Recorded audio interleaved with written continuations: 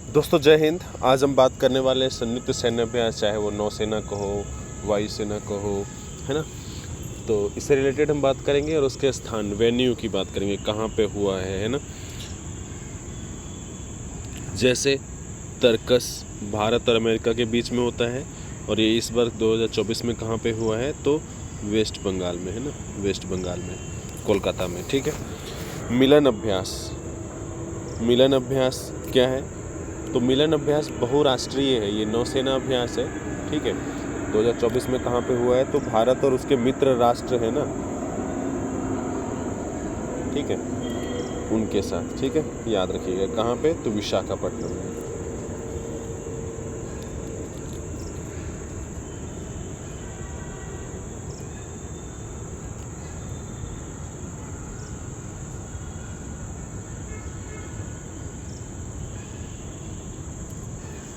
जैसे जापान है, ऑस्ट्रेलिया है, वैसे।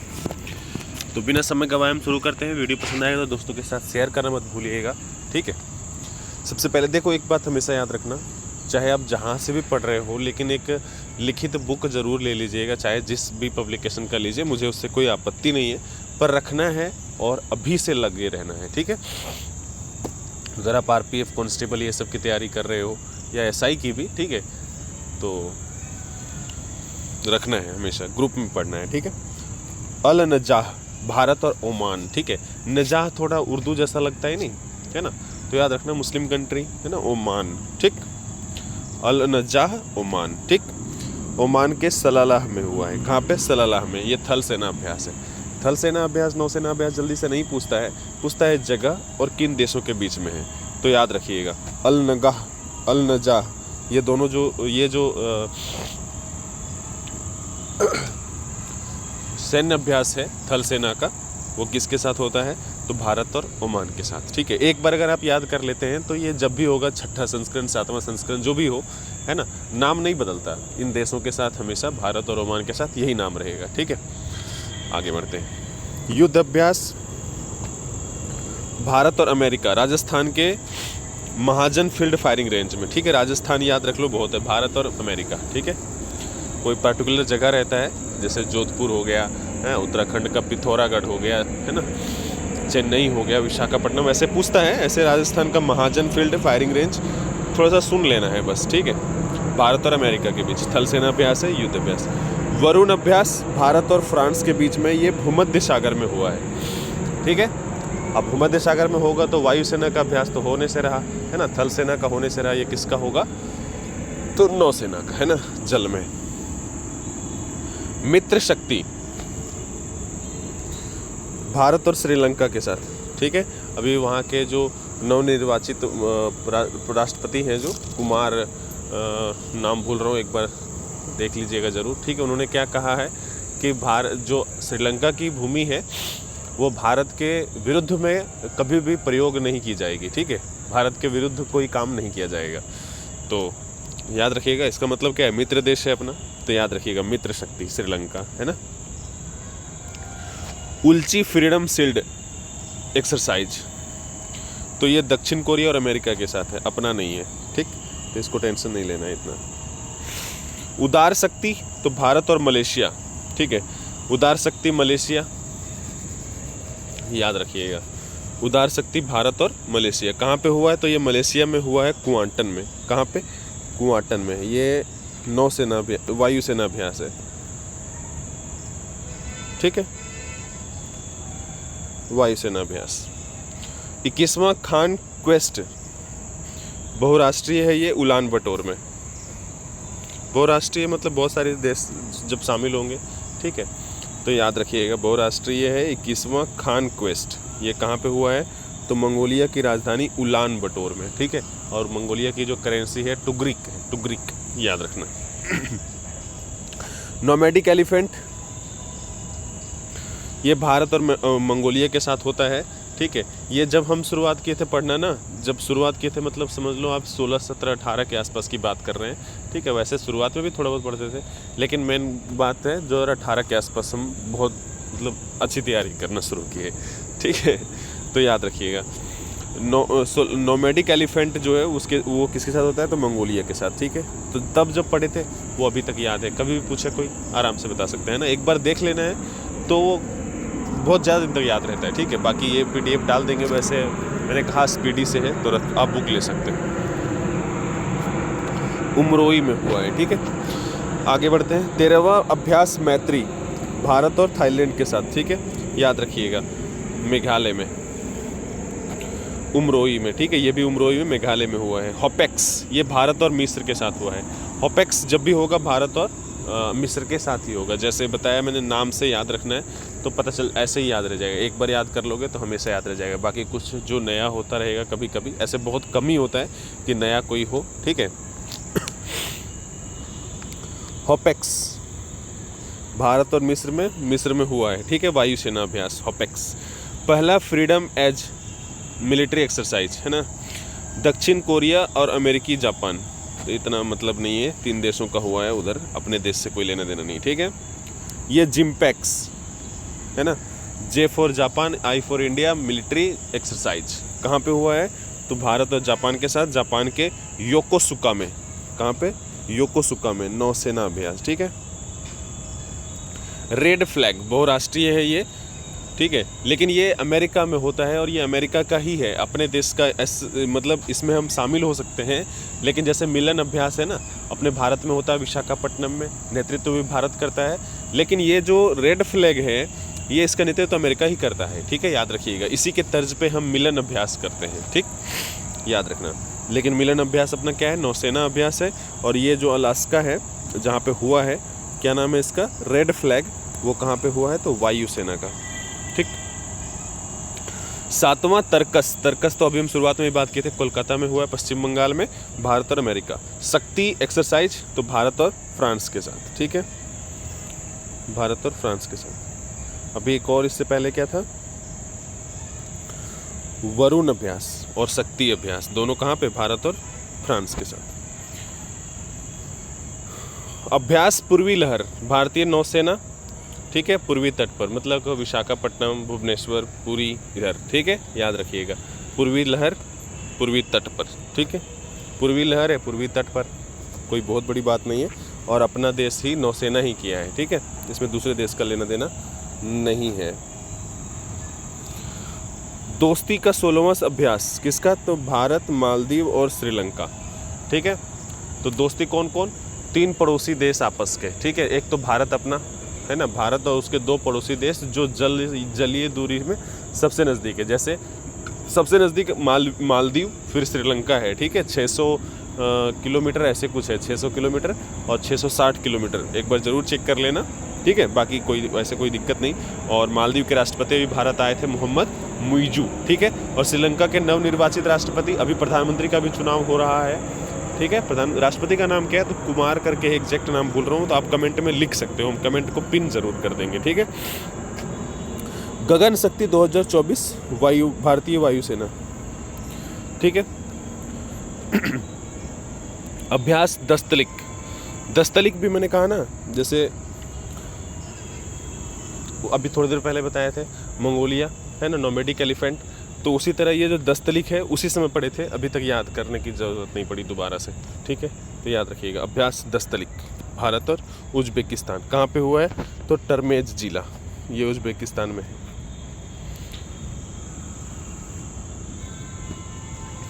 ठीक। IMT ट्राइलेट 2024, ठीक है। ट्राइलेट मतलब 3 देश है। इससे पहले अभी एक बार अभी बताया था कि फुटबॉल का एक मैच हुआ था, ये ऐसे ही याद आ गया, बता रहा हूँ। तो किस किस में, भारत, वियतनाम और एक और देश था लेबनान। लेकिन लेबनान में चूंकि इजरायली हमला हो रहा है, इसलिए उसने अपना नाम विड्रॉ कर दिया और भारत और वियतनाम के बीच एक मैच हुआ, दोस्ताना या मैत्री मैच कह लीजिए आप, ठीक है, याद रखिएगा। IMT ट्राइलेट 2024 भारत, मोजाम्बिक और तंजानिया, ठीक है। ये हुआ कहाँ पे, तो तंजानिया और मोजाम्बिक में हुआ है, नौसेना अभ्यास, ठीक है, याद रखिएगा।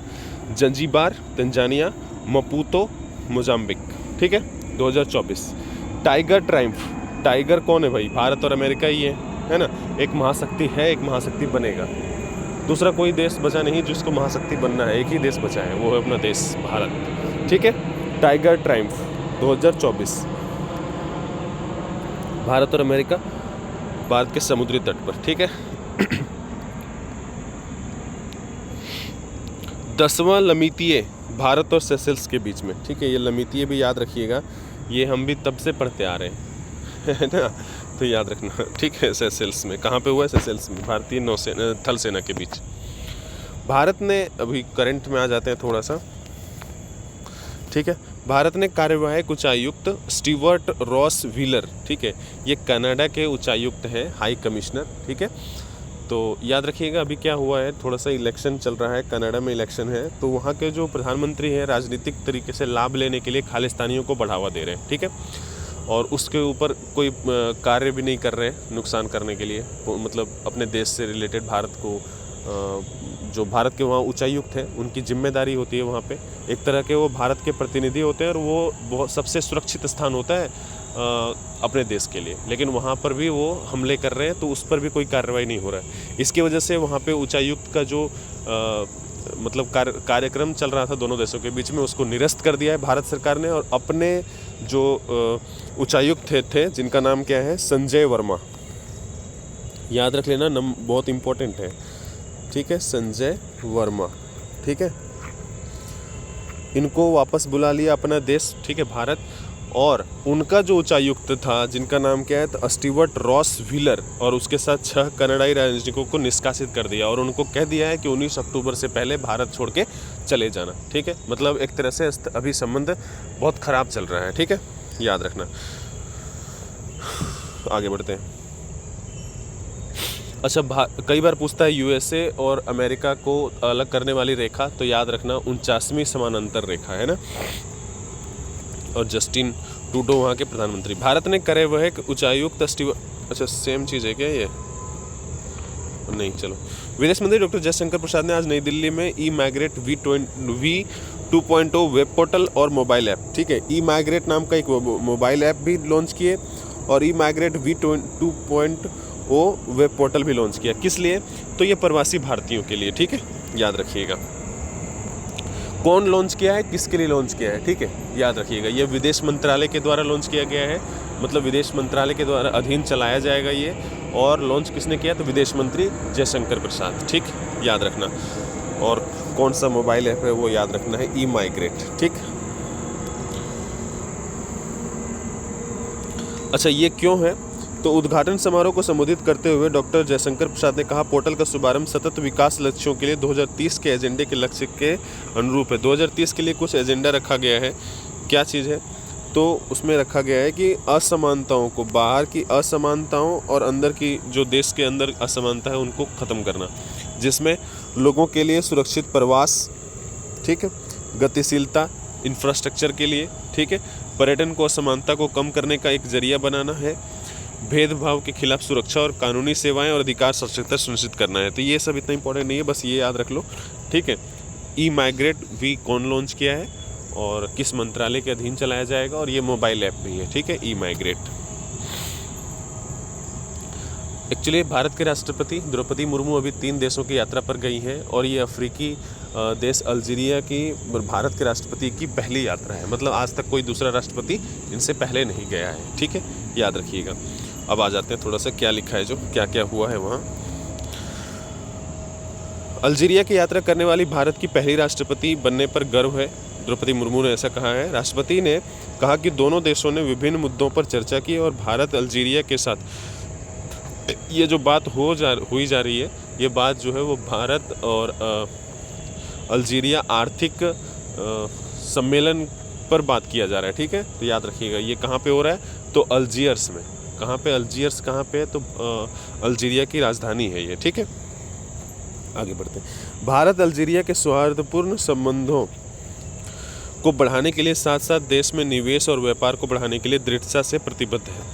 मीडिया को संबोधित करते हुए अल्जीरियाई राष्ट्रपति, कौन है ये? तो ये है अब्देल मजीद तबोने, ठीक है, ये राष्ट्रपति हैं अल्जीरिया के, ठीक है। बैठकों में पश्चिमी तट, लेबनान, यूक्रेन, इजराइल जैसे क्षेत्रीय और अंतर्राष्ट्रीय मुद्दों के साथ साथ विभिन्न मुद्दों और अंतर्राष्ट्रीय मुद्दों के साथ विभिन्न मुद्दों पर चर्चा की गई। अच्छा, अल्जीरिया राष्ट्रपति ने कहा कि भारत और अल्जीरिया क्षेत्रों में शांति को ठीक है, और भी कुछ है आगे हम देखते हैं, और कौन कौन से देश अलग और कौन से देश से गए हैं तो उनके बारे में भी थोड़ा सा देख लेंगे उसके जब आएगा बारी तो। ठीक है, याद रखते हैं सिर्फ अभी अल्जीरिया के राष्ट्रपति कौन है,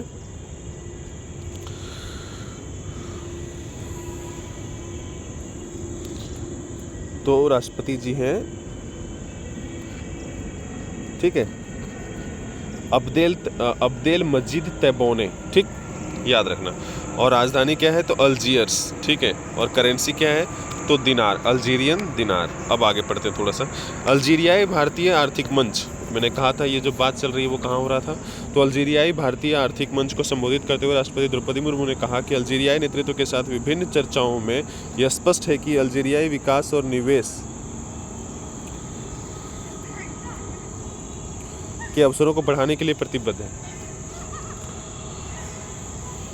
ठीक है,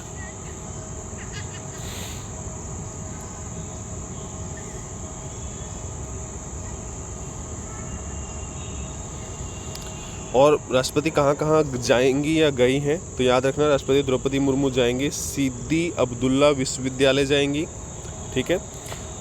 इसके अलावा रोमन खंडरों का दौरा करेंगी, तो याद रखना ये सब कहाँ है, अल्जीरिया में, ठीक है। सिद्दी अब्दुल्ला विश्वविद्यालय, रोमन खंडरों, और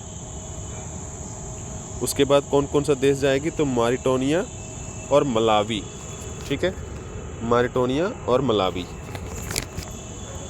ये एक देश है अल्जीरिया के बाद, और उसके बाद मलावी, ठीक है। 19 अक्टूबर तक यात्रा में ही रहेंगे अभी। आगे बढ़ते हैं। एक्चुअली क्या हुआ है तो राष्ट्रीय पुरस्कार वितरित हुआ है जल के मामले में। पढ़ते हैं। आज नई दिल्ली में 5वें राष्ट्रीय जल पुरस्कार 2023 की घोषणा की गई, ठीक है। 5वां है ये राष्ट्रीय जल पुरस्कार, बढ़िया है, अच्छा पुरस्कार है। क्या है पढ़ते हैं कि घोषणा की गई, सर्वश्रेष्ठ राज्य की श्रेणी में उड़ीसा को पहला पुरस्कार मिला है, ठीक है। राष्ट्रीय जल पुरस्कार में 2023 का ये 5वां संस्करण है। 2023 में उड़ीसा को क्या मिला है तो पहला पुरस्कार, प्रथम। दूसरा किसको मिला है तो उत्तर प्रदेश को। देखो कौन कौन से राज्य हैं, उड़ीसा, उत्तर प्रदेश पहले स्थान पर, ठीक है। उड़ीसा की राजधानी तो अगर सबको पता होगा, नहीं पता है तो ऐसे सवाल तो नहीं पूछता आजकल, लेकिन हाँ जानना भी चाहिए, ऐसे तो बच्चों वाले सवाल है ना।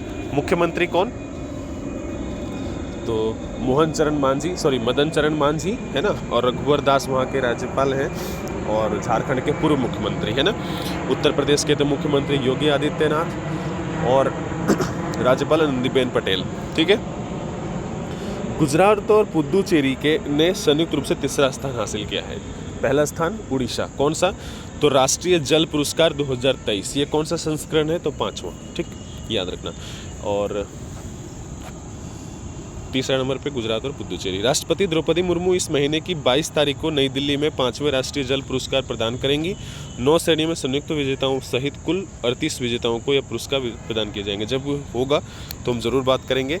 अभी थोड़ा सा और एक चीज़ बात कर लेते हैं। एक प्रेस कॉन्फ्रेंस को संबोधित करते हुए केंद्रीय जल शक्ति मंत्री CR पाटिल, तो जल शक्ति मंत्री कौन है CR पाटिल, ठीक है, याद रखिएगा CR पाटिल, जल शक्ति मंत्री CR पाटिल, ठीक।